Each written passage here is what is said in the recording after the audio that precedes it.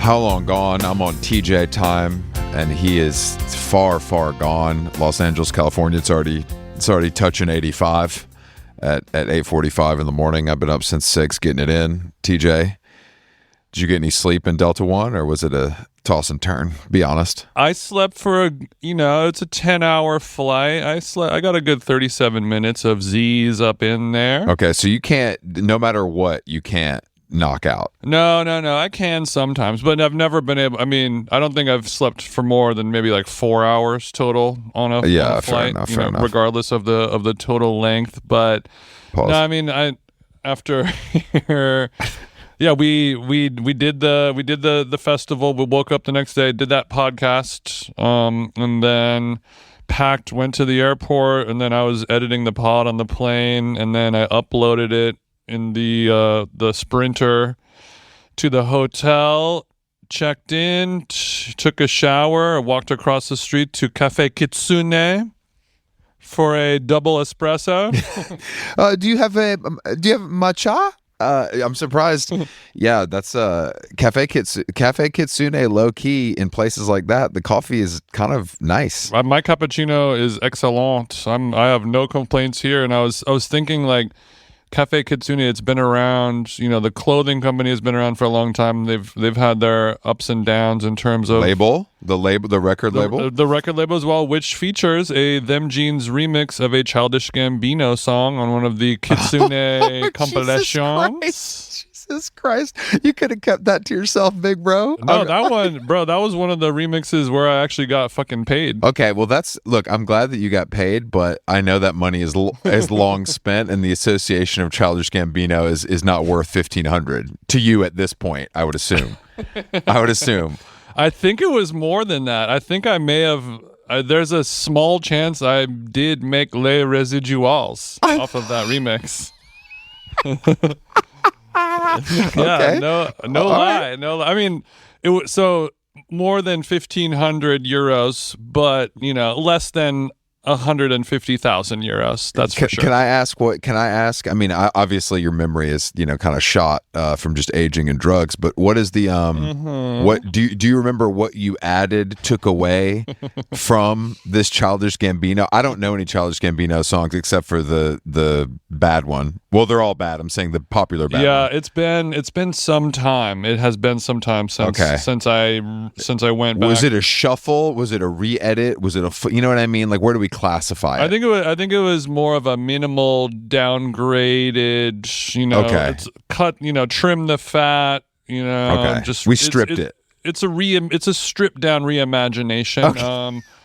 There's what was it that that party Rub and Tug? Yes. I remember they would do remixes and they'd be called re-rubs, where you're like, what's like we just That's made good. it. That's good. That's really good. Just kind of it says everything that you need to say. But yeah. I was looking, but like Kitsune, like the label was big, the clothing label was big, and I was looking it up. There's 35 cafes and 70 clothing stores worldwide. Yeah. That's kind of crazy. I know. The cafes do very well.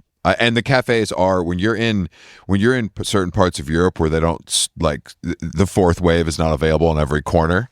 A Kitsune is a port in a storm, right?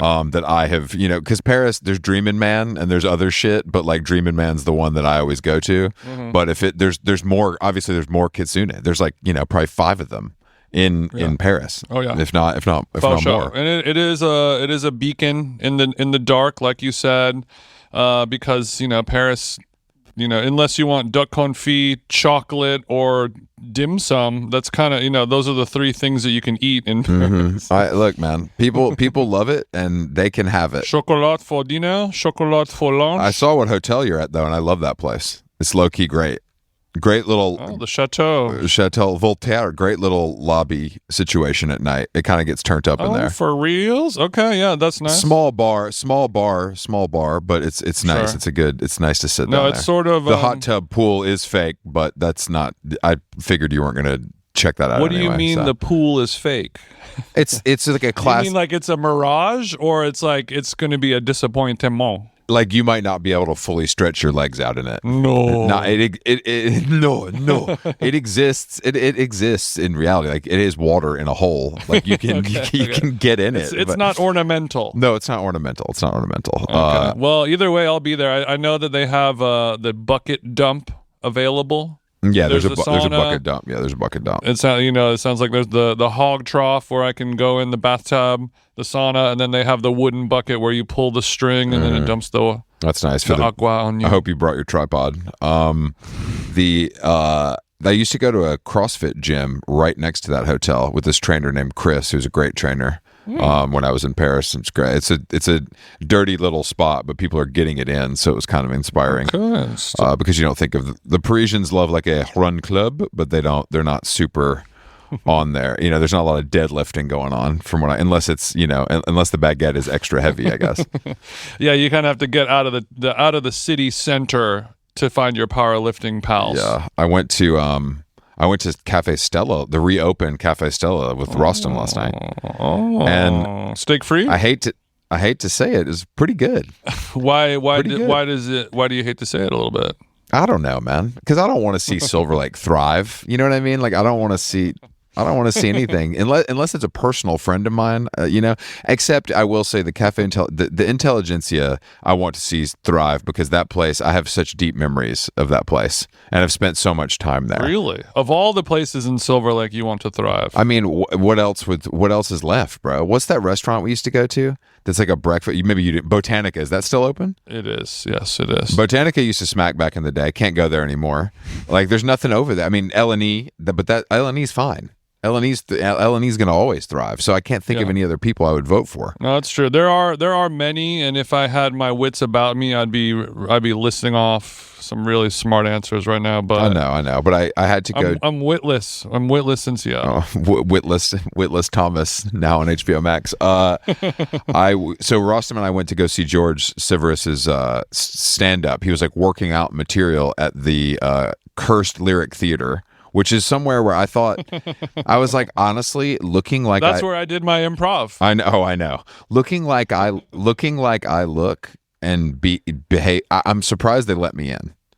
Honestly, I was surprised. I was like, I thought they might be like, you are not an ally of that space. Yeah, you're too straight. You're too straight. You got to leave. But they were. I think maybe because I was with Rostam, and then Ryan O'Connell was there, so I felt like I was in a good crew. But you were safe with your people. They were able to protect you. You were able to check in with some big queers. I was marked safe by the queer community. But no, imagine feeling like that, but you're on stage. But dude, no, I don't know. And that's a small stage, and there's no AC. Because George was probably up there for an hour, and by minute 45, I'm squirming. Because it's what's the problem with the AC? Is this place crowdfunded? The little black box theaters. Yeah. Oh, it's very crowdfunded. Yeah, is it crowdfunded? But George was hilarious. I loved it, and also George was looking good. I want to be clear. Yeah, he has been looking good lately. He looks great, and I think told him that most stand-ups, besides Anthony Jeselnik, you know what I mean, they look like shit. But on the way out, Jeselnik, I was talking. That's a joke. On the way out, I was talking. I was like, where are the in between? Like this was a obviously queer trans space. And then the other options are like the Comedy Store, where it's like the worst guys you've ever met on dates. Like, what is where's like the place where everybody that's cool can go? You know what I mean? Like, where does that exist in the comedy space? To see comedy? I don't know if that exists anywhere. I mean, like there's always been the little rooms, but even the cool little rooms are sort of inherently dorky, and you wouldn't like for a long time. There'll be like little spots, little bars where they take over on a Tuesday. There was a one for a long time at a comic book store. Oh, yeah. In the back room. Wasn't there a laundry? Wasn't there like a laundry mat? Yeah, laundromat. That's too far. I feel like there's laundromat comedy all over. There's definitely one in Portland. There's definitely one in Austin. Yeah. There's no hotel. There's no middle ground hotels in LA, and there's no middle ground stand-up spaces either. It's either, like you said, you're hitting the Sunset Strip, or you're stuck in, at the Line Hotel. Yeah, it's not. Wouldn't wish that on my worst enemy. But yeah, I don't know. I had a great time, and I enjoyed the comedy. But because I've been to that space once before. We went to go see Joe Mandy a while ago. But I was just like, man, this is it, huh? But they did have large bottles of San Pellegrino for sale. That's nice. I thought that was a nice touch. I think they know their audience. Sure. You know? I'm sure, did you have any guilt and you tipped them a little extra? I was getting a seat, so Rostam was able to put down his American Express Platinum Business to cover my water, which is super sweet of him. Actually, it is. It was really nice. Oh, that's beautiful. Do you remember any of his jokes? Yeah. Now I'm not going to steal any of his material since he was working it out from paper, but there was some great stuff about. That was a trick, and I'm glad you passed it, Chris. There was a really good part about being 35 and having to talk to your female friends at lunch. That really made me laugh. They have kids. Oh. He's like, you have to act like your life isn't that good, but is better, but it's still good, which makes a lot of sense. Actually, obviously he did it better than I did. That hits close to home for me as well. I feel like especially, like when we're at the music festival, you run into people you haven't seen in a long time, people are hitting me up. I haven't seen them in 20 years, some of these people, and they're like, what do you still doing the restaurant thing? I'm like, I don't know, I've never done that, or all that stuff. What are you doing? Just the eating thing? Because you're looking. but you can see the ones where like you can see the jealousy in their eye of the way that you're living a little more carefree because you're not burdened down by diaper duty and trying to get into the right school districts and shaping your life around these freedom. Little snots, Freedom is obvious. Yeah. I said, I'm just going to go to Paris for a while. See you guys later. Have fun at fucking daycare, bitch. All right. We have a guest today, Nick Axelrod. Thankfully, we don't have a breeder on today. No, well, he might have some kids, but they had to get him different. Nick has been in the game for a very long time. He co-founded your favorite scentless lotion brand, Necessier, which gets slopped on in my house. That's for fucking sure. Home court into the gloss. He worked at UTA. He had a podcast called Eyewitness Beauty that with Annie that I did back in the day. But he's got a new fragrance brand. He Ubered over the samples. Contrapposto, I believe is how it's said. Contrapposto. And I told when that arrived in the mail, and that was nice of Axelrod to send it over. I had no idea what it was. I was like, what the hell is this? And then Carolyn was like, oh.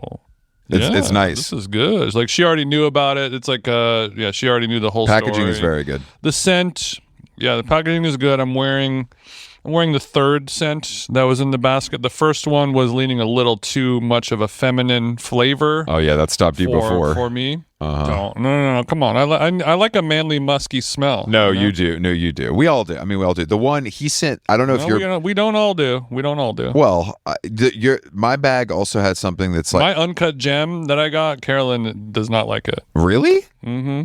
And I only wear it like when she's out of town, and whenever I wear it, it's a great scent. Women, girls, guys, kid, everyone's like, what is that? Well, sounds like Carolyn's nose is broken. I have no further comment on that, but I think maybe it's her, not it's a Carolyn problem, not a TJ problem. Yeah, it's a her. Yeah, she's nasally projecting. I don't know. She needs to work whatever scent trauma out. Nasal projection. I actually got my nasal projection fixed in Beverly Hills. It was only $5,000, so it wasn't super bad. But my plane is straight. 2 weeks, and I was back out there. All right, let's give Nick a jingle.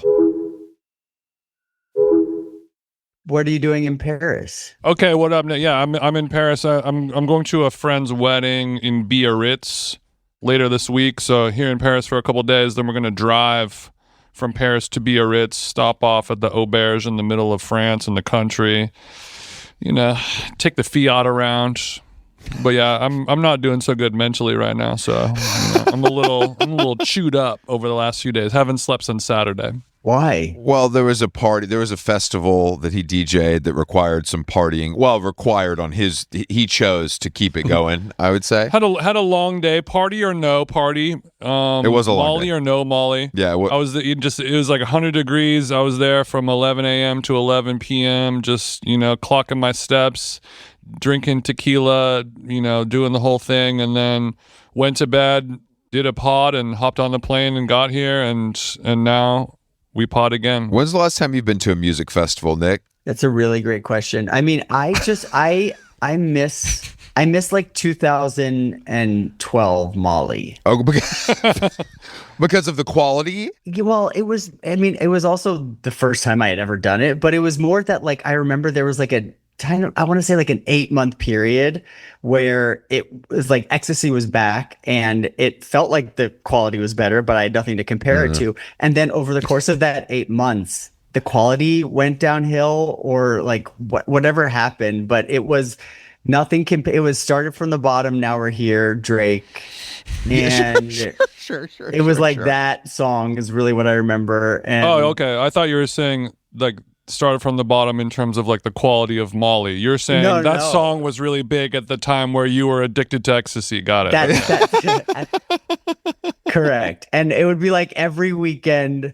And then it just like I think that then everyone started doing it. And I think the quality got really bad. Where did you live at the time? Was this in New York? New York. Yeah. So what nightclubs were you frequenting in 2012? Up and down? What's up and down? What's just the one was Paul's Baby Grand a thing? Paul's Baby Grand. Yeah. Paul's Baby Grand. Yeah. Up and down was more meat packing. No. I was like in the lower, it was more dime, the sort of emergence of Dime Square, whatever the nightlife equivalent of that was. That area. Okay. You're boofing at Clando? Not a lot of room in that bathroom, brother. No. You didn't have but you didn't have like a spot where you're like, Nick's coming, let's get him a table. No. With 3 chicks. Unfortunately, that's never been my vibe. I feel like you do. Would you show up to a club with chicks though? I feel like you would. You have to. Okay. Well, it depends on the club. I don't know. You don't need them at Honcho, right? Yeah, that's true. You're going to different clubs. Were you guys ever, was Bungalow 8 ever part of your repertoire? I went there one time, but it was a little before my time. Okay. It was a little before my time. I went to I went to Butter on Mondays a few times, which was, I mean, special. It was sort of Hills era. Okay. You know, where like that was who was driving the culture, let's say, of nightlife. And when they came to New York, it would be because I managed his band and we did a reality show and there was like a little bit of a crossover because Audrina fake worked at Epic Records as like an intern. Yep. And she like came to the show. It was all fake. So Wait, that was fake? Yeah, I know. Sorry, Jason. And we all went to Butter because like they were there. You know what I mean? And it was Audrina's at Butter. You cancel your plans. You cancel whatever plans you have. I lived in LA for like 5 months in 2005, and by the end of the summer that I was there, Misha Barton gave me like air kisses, and I was like, I have made it.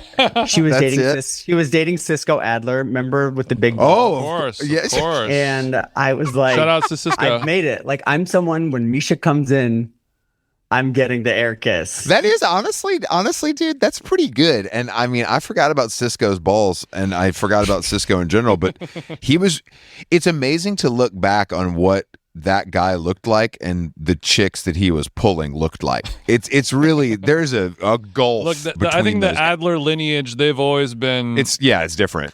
Yeah, you're right. Is he Epic Records? What was his he was a Nepo. His dad owns the Roxy, right, Jason? Isn't the Roxy? Yeah, his dad owns the Roxy, but his dad's like a legend. I mean, music business like legend, but I think the Roxy is sort of the most public. I'm sure he's sort of like the golden child of the Sunset Strip. You know what I mean? Lou Adler's kid. Got it. You know, all music industry, Lakers shit, all that stuff. But yeah, it's very, very LA. Yeah, man, that was sick. So, are you and Misha still mixy or nah?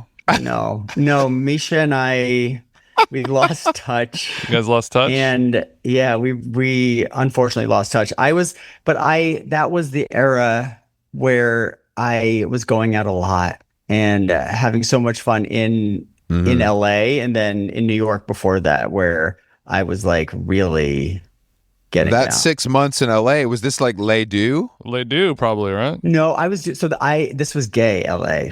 Okay, please. Unlike gay Paris. So this was when this was I'm so old that I was 21 at the time. I come out of the closet to my best friend James at the time. We're at Cobra Lounge, which is upstairs from. That just sounds so gay. Whatever that club is on Coanga, I don't even know. So I come out of the closet high on so much coke.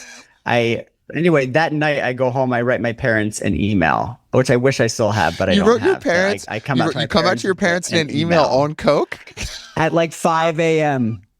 Dude, that's as good as it gets. Did they do the did they do the classic "We know, honey," or did they call? No, I think I called them and Oh, I think are you thinking of Spider Lounge, not Cobra yes, Lounge? Okay. Yes, sorry. Spider Lounge, which is above Avalon. Yes, Oh, above okay, Avalon. okay, okay. I know Avalon. Yeah. I know Avalon. Yeah, okay, yeah. okay. Matt Goldman used to do a party there. I remember getting drunk with DJ Premier there one time with Wow. me, DJ Yes, AM, it was and DJ like- Premier. It was very cool.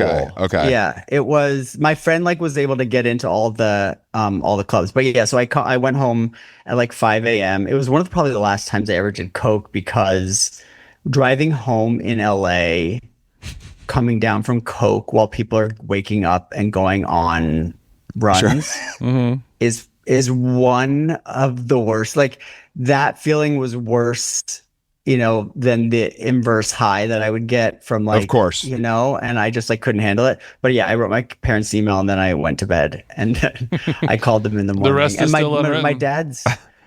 my dad's line was that they were surprised but not altogether shocked. Meanwhile, I was literally the gayest kid that you've ever seen. Like there were videos of me playing Oliver, and let's just say I played him. I couldn't hide much of myself. You were Oliver. I was Oliver. Could you explain Oliver, your role in Oliver, to our listeners who might not be familiar with this production? With the musical? Well, they probably aren't familiar with the Island Lake Camp production. Oliver is a musical based on Charles Dickens' novel of the same name, I think. Sure. Oliver Yes. Twist. Yes.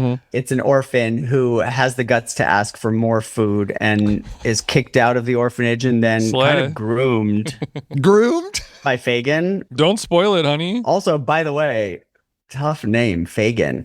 And Fagin isn't great. It's not great. That's kind of. No. I feel like that's what they call like Italian Americans. They call it like fagulas. Like it's very similar to like a little Jewish kind of Hebrew slang for a gay person. Yeah, I think that's Yiddish too. He's a Fagula. Fagin. It's Yeah. fine. Yeah. So then he anyway falls in with Fagin, who has all these young boys that help him pickpocket, and then I don't know, something else happens. So it's like it's based on Peter Thiel. I understand now. That's kind yeah. So okay.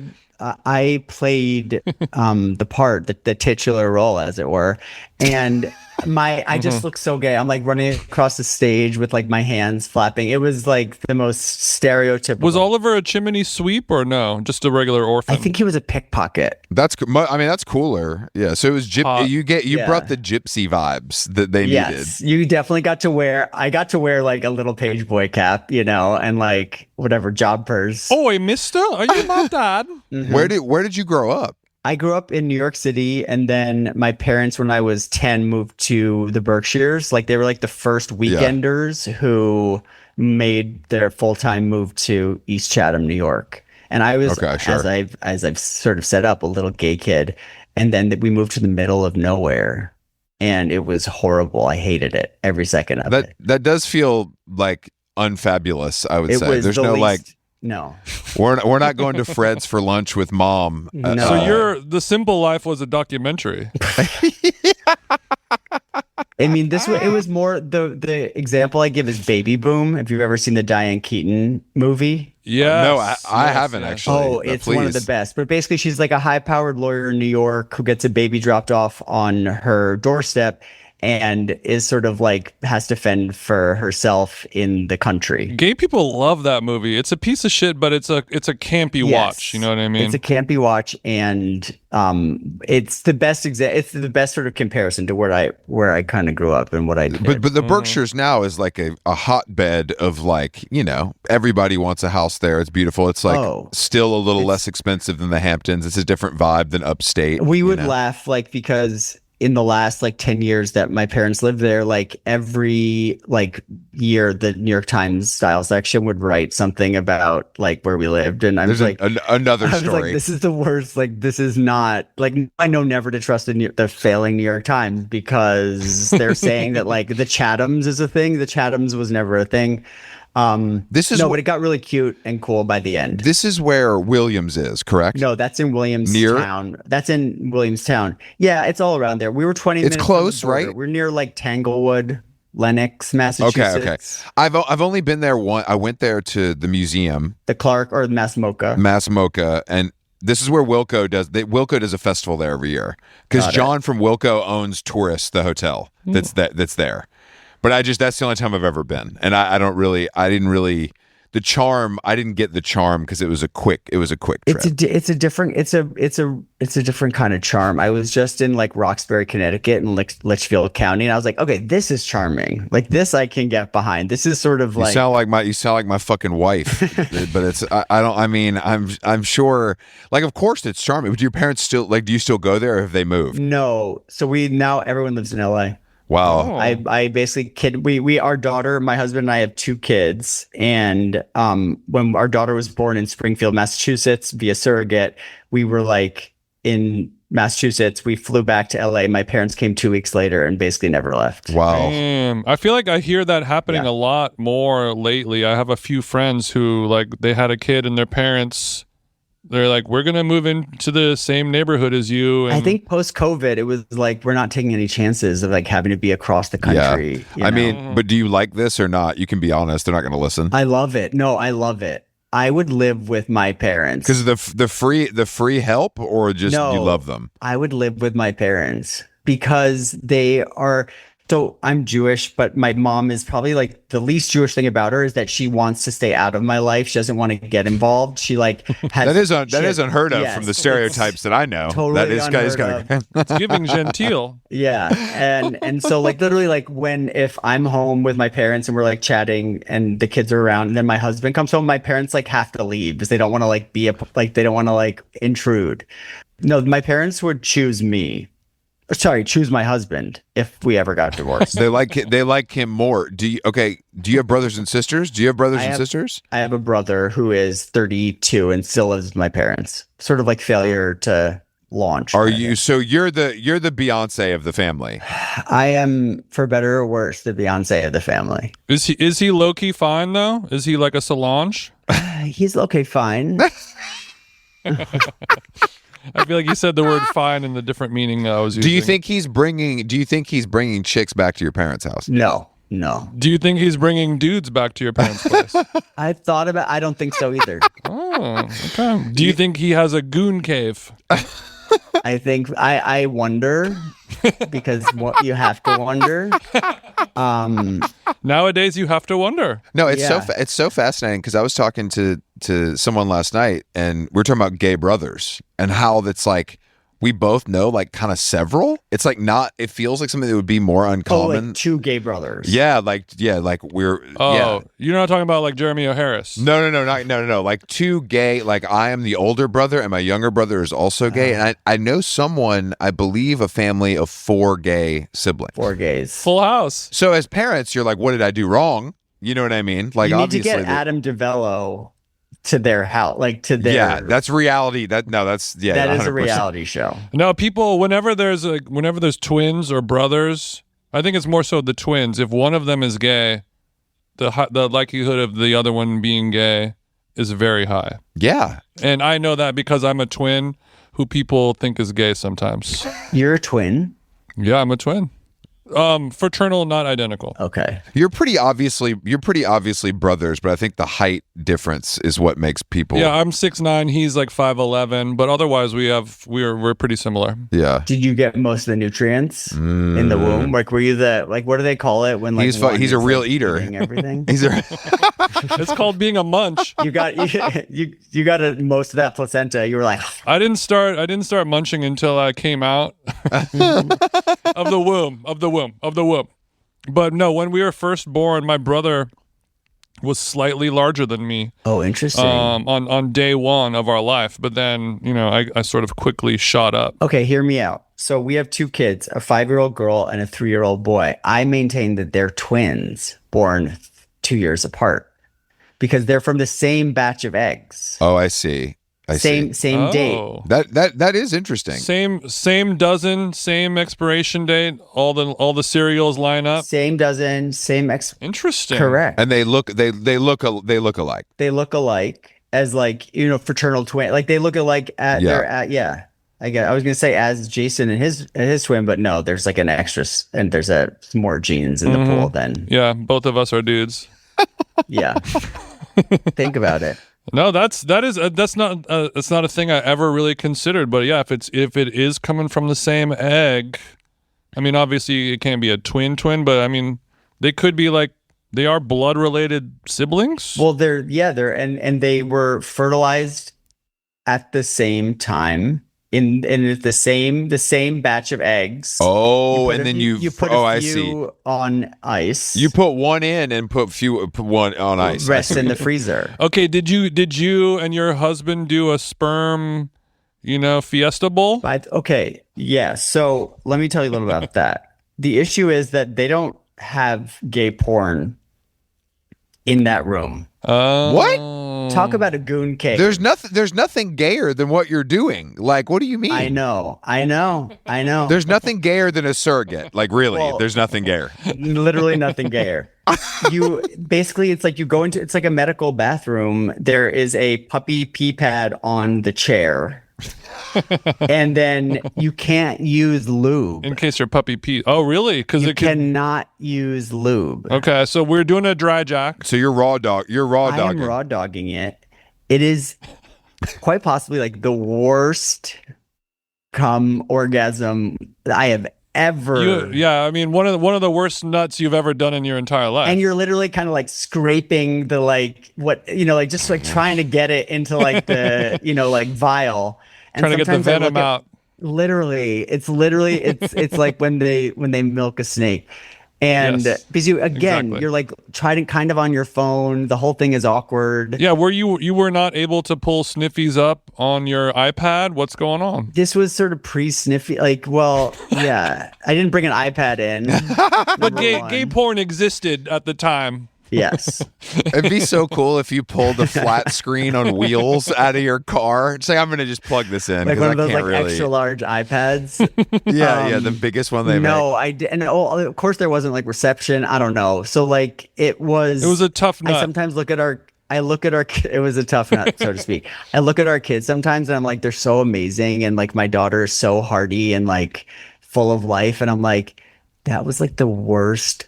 Like that was like, you know what I mean? Like you want to think. So did you ever think like if I had lube? Again, I'm also like, if that was the worst, imagine what I could do on my It's best cool day. that you look at your beautiful daughter and you're like, damn, that nut really sucked. Like you had no idea what I had to do to get this. Well, no, it's more just like that. You don't even have to have a good nut to have such a great child. That's a better way to spin it. Okay, my bad. That's a better way to like spin a it. rose grows from concrete Yeah. or whatever. Yeah, like a real eyes in the back of the head toe curler. That does not guarantee you're going to shit out an Army Hammer stud muffin. You know what I mean? Apparently Okay, not. so is the lube thing is the reason? I'm putting on my business cap now. I know you're a founder. Mm-hmm. The lube reason is because that could sort of fuck up the fertility-ness of the sperm, and we don't want to get the fucking. You're not even supposed to use spit, from what I remember. Okay, this just took a turn. And I'm hard now. Okay, so here's what I'm gonna say. You can't even spit your saliva on it, guys. You are literally a lotion baron. Why don't you can get a government contract to make Yeah. So here's the issue. insemination I egg have an lube. FDA, yeah, we had to go through the FDA clearance process for necessary. We made a sex gel, which was a lubricant. The issue is that it's a really annoying process. But number two, I think there now is a type of lube you can use in these like situations for like fertility stuff. But like, this is why the next generation's not going to struggle like ours, Yeah, thank God. We Yeah, the best thing is that my husband and I both still pay every single month $45 each to keep our, not just the fertilized eggs frozen, but our individual sperm frozen. 45 a month, a little Cricket Wireless plan. Yeah. But like that's like the only reason that we would keep our sperm is like this 37-year-old sperm, I guess, that we have would be like if we were going to like ultimately get divorced, something happens to one another, and then we'd want to like make new babies with someone new, which is like none of this Right. is possible, but like killing that 37-year-old sperm is just like, Because you're saying that's when you were Right. peaking at 37. The 43-year-old nut ain't gonna hit the same. I doubt it. I see. I doubt it. Wow. And also, it seemed like it's hard to pull the plug on a loved one in a hospital. You don't want to pull the plug on one of your sperms, especially a prime vintage like that. No, it's And the price is just low enough to where you're like, yeah, it's like exactly. I was gonna say it's like Paramount Plus. It's like if it was $4,500 a month, we'd be like, okay, let's have a talk. But Yeah. you and your partner have no plans to ever create more children. Is that door 100% closed? No, if necessaire sells before we are, let's call it 48. okay. So I'm 30. I'm 43 next month. If necessaire sells in the next 5 years, we'll maybe take another one out of the freezer. Okay. Pull a cold All right. one out of the freezer. We're popping a vintage from our Well, we'll crack cellar. it. Well, and There'll be a also, triplet. but necessaire needs to sell. It can't be a fire sale where we let it go for 2.3 million. It needs to be kind of a more of a juicier sale to where Correct. we can raise many children without worrying about those school districts and private. And all I that thought stuff. it already. I guess I just assumed it already sold. That's my Bless bad. your heart. It has not. Okay. You think I'd be here? Well- you think I'd be here launching another fucking thing if I'd be? How often? vacation. But you're not doing it every day. You're not dealing with it every day. I don't do necessary anymore. No, I've been working That's what on I the new thought. thing. Yeah. But I wish and hope every single night that necessary sells. But I mean, it's doing really well. I mean, people love that shit. It's in my house for sure. My wife is paying full clip at Sephora for it, once a month. But I think that the Let's get them a promo code, okay? I just feel I need a promo code. I just feel like that's Chris 10. not 10. Who is 10. who is left to buy? Like, who buys these things? Who are the 3 people that would buy it? Estee Lauder, Sure. L'Oreal, Okay. and LVMH? yeah, LVMH would be one. I mean, like, so Salt and Stone, which you mentioned before, like that one just sold to private equity for a shitload of money. And then another body care brand sold, Saltaire, which is this one that's like, it's like, What? I don't it's even kinda know like that. necessaire for like girlies who want to smell like, Santal 33, and Okay. it has like, it's like scented, scented body care that just sold for like hundreds of millions of dollars. So the hope is that like one of these other strategics wants to like get in on the body care. That's why we do this podcast. What are the top done. 3? What are the top 3 products? Like sales wise? Yeah, sales wise. The body wash, Yeah. which is incredible. Like the texture, it's like a honey, kind of like plush honey texture. And then the body serum, I think, is one. And I think the deodorants, like the natural deodorants, do well. Oh yeah. Those are those are a hit. Okay. That all makes sense. I just can't. There's so much stuff out there. Too You know what I much. mean? It's hard to keep track. But what's the one called? Saltaire? Saltaire is the, Like, where do I buy that? I think, Target. Oh, that's why. Yeah, I don't go to Target. I live in New York. I live in Manhattan, bro. I'm good. It's one of those brands that like was doing, $170 million a year that like if you live in New York or LA, you probably had never heard of, but like never underestimate. God, that's my dream. middle. I know. We kill everywhere else, so it doesn't matter. Yeah. We don't have to talk to anybody about it. That's crazy. Okay, so Salt Literally. and Stone and Salt Air have both sold both your competition. There's Salt is a running through line here. Mm-hmm. It's a theme. I know. I mean, we sort of like started the body care trend. I think sort of like the reinvigorated like the category. No one was really playing in body. It's a really tough category to make work on the back end because if you think about it, it's like big bottles for for like low prices versus skincare, like facial cream is like this much for $70. And so like I think took a little bit of time to like get it, to like a healthy place. But I mean, I see it everywhere in Sephora. I'm like more of a I'm more like one of you guys at this point with that brand, but I wish for it to succeed with every ounce of my being. Yeah, of course. Of course. Because the issue with private schools in LA is that they don't take equity. They don't yeah, you can't send over a term sheet and get that thing signed. You got to pay No. cash. How many shares is it going to take to get these little shits in here over at Harvard Westlake? Look, I got two fucking rugrats. Let's talk. What do we really got to do here? Okay, so but Necessaire is more unscented, right? No, it has all different scents. The unscented is just popular in my house because I think it's rare to have something that looks good. That's like it's not Lubriderm. It like looks nice and it sits in the shower. Like the initial idea was sort of like furniture for your bathroom, like shampoo, conditioners, body washes. Like they take up so much physical real estate, and I, originally was sort of thinking like, what if, like, why can't they look nice? Why can't you like go into your bathroom and into your shower and like have these things, because they take up so much space. So we wanted to like design it. Brian Rotinger, who has become sort of like my most significant creative collaborator. He's a graphic designer based in LA. We know Brian. Brian's an old hardcore guy, just like me and Jason. Yes, we love to see our guys succeeding. It's important. So him and I did my new brand, Contrapposto, together, and he's it looks great. I was just spraying before we talked. Okay, good. Jason, you got it too? No, you were. Yeah, he got it. I got it. Oh, you did before you went to France. I was just talking. Yeah, I was able to throw it into my dope kit, and I was saying on the intro, the first scent out of the three, which is called Melting Flowers. That one was leaning a little too feminine for me, but I used the third one today, and it's a nice little spot. The third one being the Are you into fragrance? Lubenite. Lubenite was my favorite too, Jason. I'm a little bit, but I'm not a fragrant scent freak person. People are like so too many of these into people. Nick. People are too into it, bro.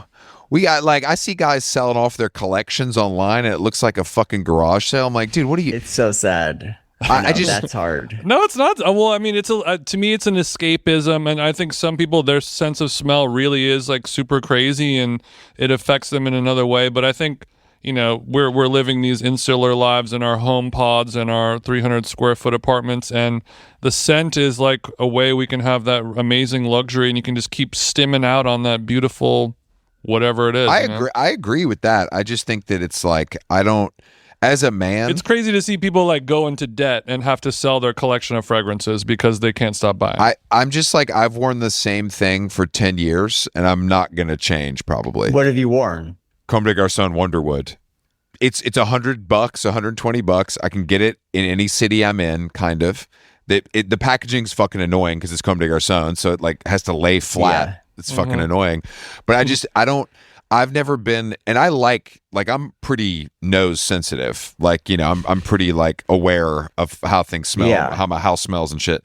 But I just don't, changing seasonally just seems so weird to me as a. So you're not really like a beauty consumer then? No, I'm a beauty consumer. Pause. But not in fragrance. Like for me with fragrance, like the thing in my head that like I drives everything I do is I think I'm like one product away from being like the hottest, best version of myself. I see. That's that. No, no matter what. So like that's why I'll buy like I have like a million fragrances or like a million lotions. Yeah, I see what you're whatever. Saying. Like I'm like if you can make me feel like this one is gonna actually quiet all the voices in my head. This and, like, salmon sperm is finally going to be the one that gets to. Okay, well, does that honestly makes sense? That makes sense. Does that transfer over into clothing? Yes, I have a compulsive shopping habit. Mm-hmm. Like I love consuming. I feel like it's what I kind of bring to like whatever brands I create is like the entire like process and experience of buying something is really interesting to me and exciting to me. I remember like hearing about, and this is like a sort of third-hand story, but like I guess Steve Jobs was obsessed with this social psych experiment that basically found that like the optimal number of packaging layers to sort of like reach the, to feel like the most luxurious was 7. Whoa. For like the unboxing of the iMac or whatever it is. Or whatever it was, like the price perception, sort of like maximum. Yeah. I'm not explaining it right. So if you like bought any of the original Mac products, they would have 7. It was like, that's why there was like the vellum and the this and the that, because like the more layers you open, the more value you perceived in the product. Like I find that kind of shit really interesting. Yeah. No, that is interesting. I mean, I think beauty consumption is when you live with a woman, you sort of I can't. How do you do it? I live with one now, and it's like sometimes my husband and I look at each other, we're like, oh my God. Well, cleaning lady doesn't count, buddy. Yeah, that doesn't count. My daughter. Okay. Like 1 second, she's like screaming in your face, like, I hate you. And then 5 seconds later, she's like, you're the most important person to me that I've ever met. Yeah. But I'm just saying, I have everything in my house, and I just sort of don't. I sort of use my stuff. Actually, my friend started a brand called 39BC. Have you seen that? It's Charmadine. Charmadine, yeah, who I love. Yeah, and she's the and best. that shit. That was the last time I was very, very like she sent it all. I was like, this is really good. Smells good. It looks amazing. It looks great in the shower. I was really, really impressed with it. But it's not necessarily for me because I like to use bar soap. I use bar soap, but I buy expensive ones. That's where I do spend money. I like to try out a bar soap. I think it's very masculine and normal, and I don't want a loofah or whatever. You know what I'm saying? Yeah, how do you apply body wash to your body? Are you a goshi? Are you a rag? Are you a loofah? Are you barehanded? What's a goshi? What are we doing? Oh, that's What's a goshi? it's like a Japanese loofah towel. It's kind of like a microfiber that it's like hypoallergenic. It's cool. And you squirt it on there, and it's just like a wash rag, and it exfoliates. I'm a hand I'm sort of a manual washer. I mean, I think the weird thing about me is like, for as much as I'd love to buy every single thing that's ever launched just to like try it, Alexis Page, my friend who's a product developer, and I have that in common. We'll like just try everything. I'm actually not at all vain. So I don't like actually care how I look. So like I'm not exfoliating. I'm not. You just love consuming the product journey and the user experience more so than being. I think that's good and healthy because you're reverse engineering the experience because you're a real product opener. I'm a real eater. Yeah. Chris is a real smeller, and you are a real consumer. When is the last time you were really impressed with one of these, something you purchased? The process from soup to nuts. Okay. So Jason, you're in Paris. So there is a place called Maison Bonnet, Bonnet. Okay, I was hoping we'd go somewhere like this. Go ahead. You guys and me before I went to Maison Bonnet probably thought like, oh, Jacques Marie Mage, that's the most expensive, nicest sunglasses you can get.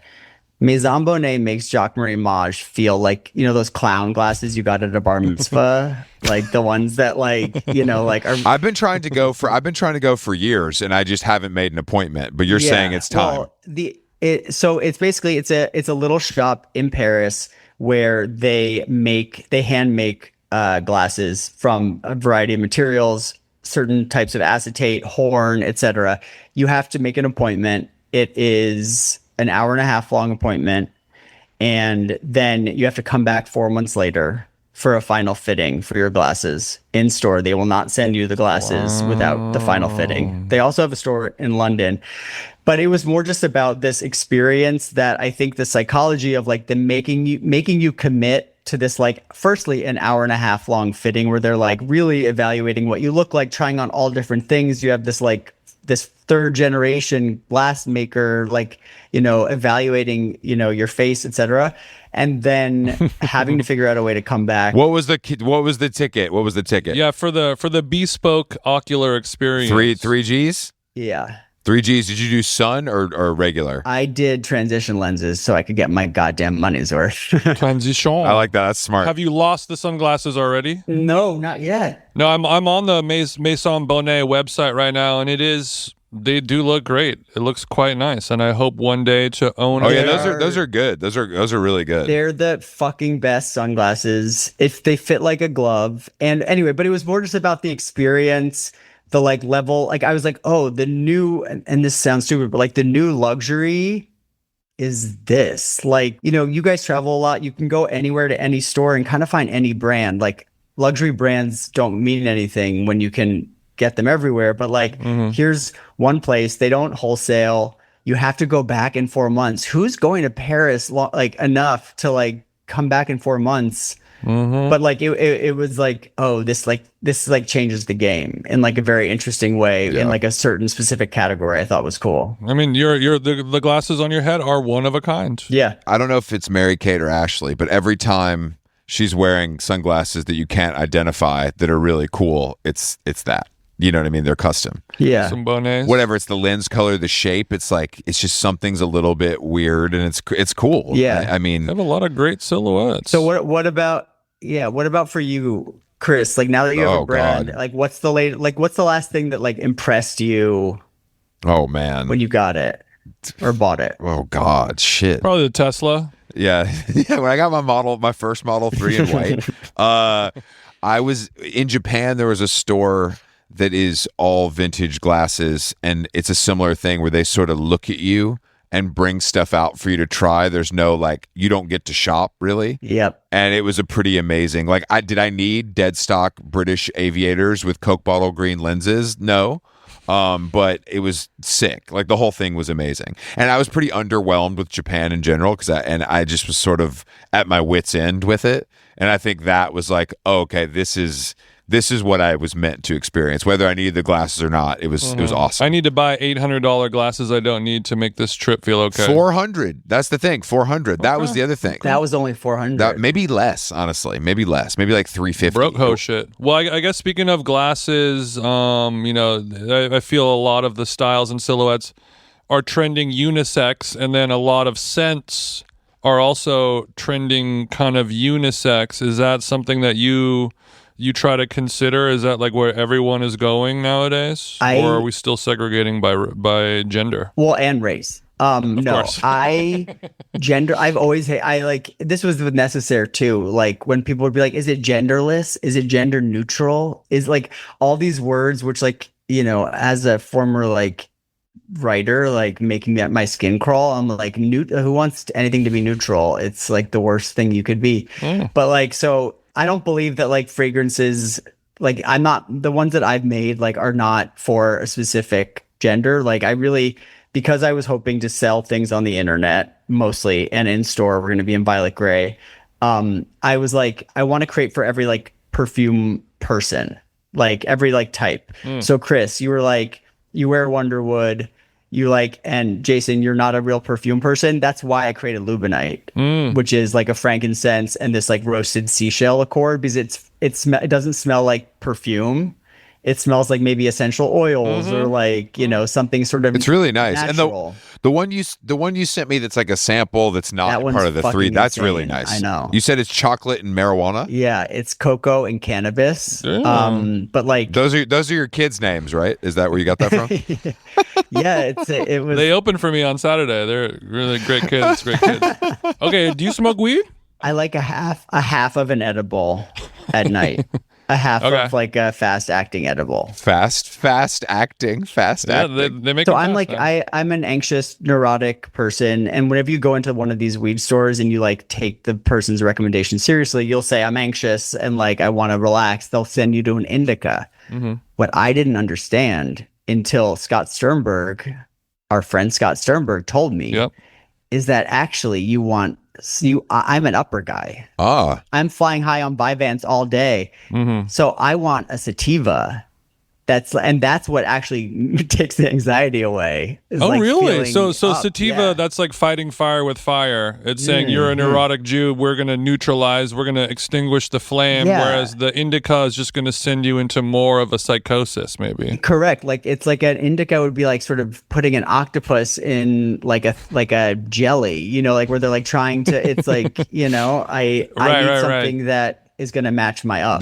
I've never thought about that. To match your freak. Your tentacles are frozen. That makes sense though. I've never heard that before. That's so interesting. What's your meds? What do you guys take? Do you guys take meds, like regular meds? Not really. I smoke take weed. Anything fun? I don't take meds though, no. I mean, I take like fucking 30 vitamins, but no like You don't have a good stack. no real shit. Well, I take wellness formula. Maybe some peptides are in Okay. play, but yeah, no, no prescription, anything. Injectable? Yes, honey. Yeah. Do you go to that guy in Silver Lake with the tattoos? No, I don't. Oh. But I'd like to hear more about him. I gave a guy in Silver Lake with tattoos like $2,500 a few months ago for like, and I was like, wait, I don't even know what his credentials are, but like he just slings peptides. Mm-hmm. Did it go well for you? No, I got like a crazy, like my lip blew up and I went to I went to urgent care and they're like, what did you do? I was like, well, I bought peptides from this guy. They're like, which one? I'm like, I don't know, BCTRX. They were like, fucking idiot. Okay, so we didn't do our homework that much is what I'm learning. Okay. That's okay. Well, at least you tried and you learned. It could have been worse. You could have been wondering forever, if these were going to work. Oh no, don't get me wrong. I've been on Mounjaro I was like one of the first people in the world Really? who probably was on it. Yeah. In the world, I think so. you're patient zero, but did you have a fat girl face?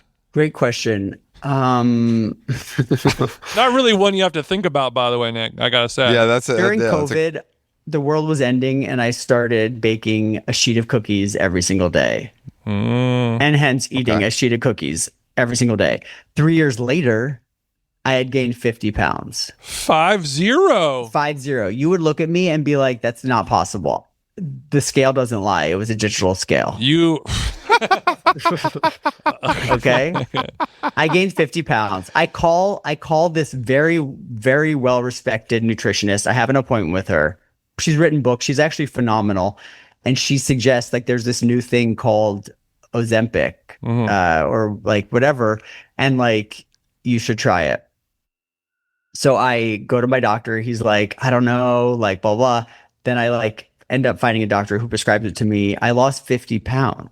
So essentially I'm back to where I was before, but also the amazing thing about Mounjaro and Ozempic beyond like the weight loss is it like quiets all the food noise. Sure. Yeah, and you're able to focus. Jason, are you Jewish?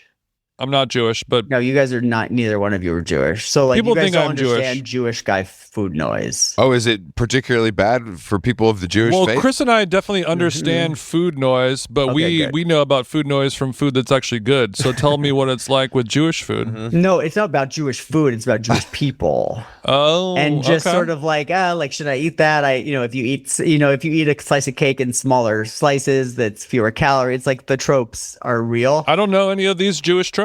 It's like being, I think it's Jewish and gay. And it's just like, it literally, you take a shot and it's all silent. You eat when you're hungry and you don't worry about anything else. And that's like, it's so refreshing. It's good for the productivity. You wake up and you're like, I need to check all the stuff off my list versus like, what are we going to do for dinner, babe? Babe, do we have Cheerios or no?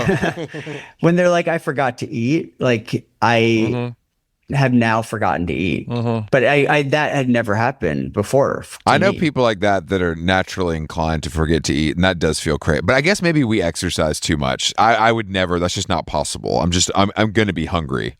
Like it's not. I'm never so busy that I'm like I don't have time to have a salad. You know what I mean? Really? And also, we're big boys, kind of. Yeah, I'm How not. big are you? How big are we talking? I'm 6'9". I weigh 205 pounds. You're 6'9". Does that come with a shorter life expectancy? Or are we not at that? Is that not too tall? I'm sure I will not live as long. Because that's like a long way for your. He's only got. I'm going to guess he's got 5 more years, probably. But 5 good years. Yeah, 5 good years. Yeah, I will probably die younger for sure, but I'm okay with that. I don't care. No. But I live a healthy lifestyle. Andre the Giant, by the way, was much taller than you. He was, and he drank like 85 beers and 3 bottles of vodka a day and pills and all that stuff. Oh, really? Oh yeah, yeah, definitely. Okay, so you're 6'9", and what was the LBs? 205. Slim guy. Thank you.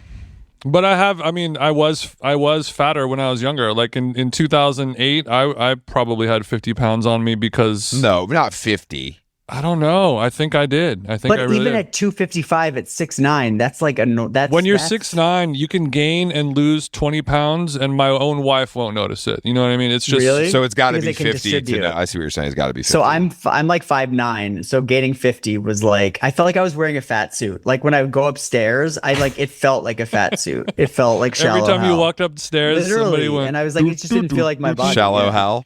Yeah. Okay, so yeah, like I could gain 20 pounds and I probably won't have to buy new clothes at all. But like at 5'9", if you gain 50, you got a whole new wardrobe. But you don't even know that it's happening when it's happening because it's COVID. You don't even know that it's happening. It's COVID, and then you start. And you've always had trainers and shit. I'm sure you always exercised. Yeah, I always exercise. So like obviously that's kind of going out the window. Like I love You put down the baking. kettlebell, you pick up the AllisonRoman.com, and you see, Literally. and you're like, babe, can we buy flour in bulk? And like, let's No, do you remember that during COVID when you were having to like go buy flour from like a 50-pound restaurant? sack. I did all of that. I was a basic bitch, and then sort of like 4 years later, woke up and was like, how do I lose 50 pounds? No, that's a lot. I mean, that's it. Drugs. You said, I'm not going to do it with hard work. I'll tell you that right now. Yeah, no, I don't have time for that. Though I will say that having been patient zero with Mounjaro, like some of the shit they didn't really know how to dose it. There was not really microdosing. Early days. So there was like one day where I literally like had worked out. I tried to drink a blueberry smoothie, and we had like just moved into our new house and like had done wall to wall like white carpeting in the bedroom. And it was like a cartoon where like I was trying to like keep my throw up from coming out of my mouth, but it was like squirting, like blue puke squirting from between my fingers all over the white carpet. My husband comes in, he's like, "What the fuck happened?" You're like, you're "I saying you don't couldn't know." keep down a smoothie? Because like it was whatever the bad dose. Like you would like Mounjaro is like Ozempic with the edges smoothed off. That's wild though. That's wild. But you're right. I'm sure if it's early days, it's kind of like, I don't know, man, try this. And then you're like, so, shit, I just I just like I'd be so fucking so sick. Yeah. It's also I think really good for like any addictive behavior. Like for the first time when I was on Ozempic, I didn't have a drink for like probably like 10 months. Yeah. That they say that. Yeah. I mean, I think there's probably some. I mean, It kills makes all sense. urges. There's some truth to that for sure. Some of us have to raw dog sobriety, and it's hell every day. But cheating is rocks. I would say. If you can, yeah. But then it's like, how do you kind of wean off the drug and not onto another, right? Well, there's always something. Well, we always find something. That's the thing. You're filling your soul with many, many things from what I've learned in the last hour. So that hole is not empty. Yeah, I'll say. well, The once we hole's not- sell No. Necessaire to a venture capital fund, then suddenly all those problems will wash away. We won't need the Manjaro anymore. No. We won't need cookies anymore. No cookies. Yeah, who cares? No, because here's what I've realized in my 43 years is no matter where you go, there you are. Real talk, bro. Right. You sound like you sound like the wall at Sun Life Organics right now. What the fuck? All right. So when Yeah, you does sound like my creation chia pudding. can I that- say this that I just correct? got. Can you pronounce the new brand name correctly for us? I can pronounce it incorrectly, which is how I pronounce it, which is contrapposto, but technically in Italian it's contrapposto. Okay. But I'm not Italian, nor is the brand. It's like basically my husband started and I started this as like a medical aesthetics clinic, so Botox, filler, lasers, etc. And we like took My over. wife is aware. Oh, really?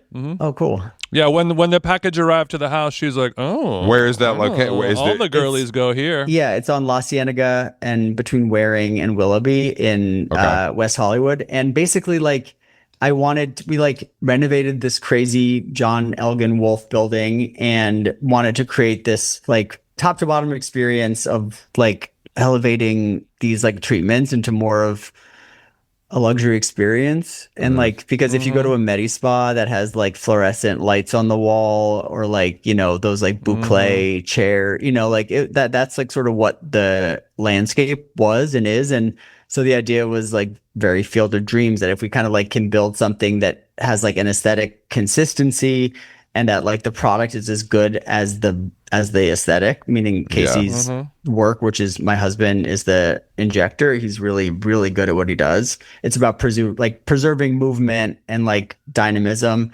Anyway, we could build out other product extensions. So I'm doing Fine Fragrance first, launching September 9th. And then I have skincare ready to go.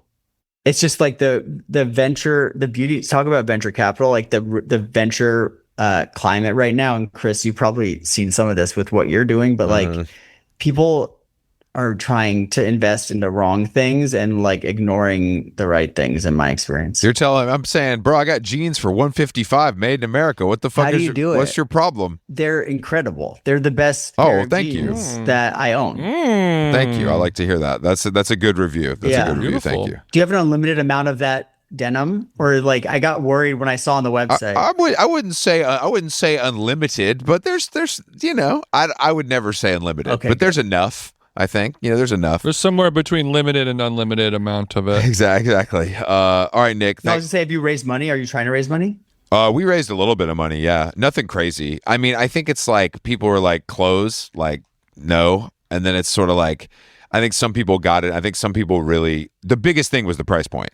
Yeah. Like people were like, "Oh, you can do that, and you can make it in America." Then like, let's try it. And I think luckily, I think people.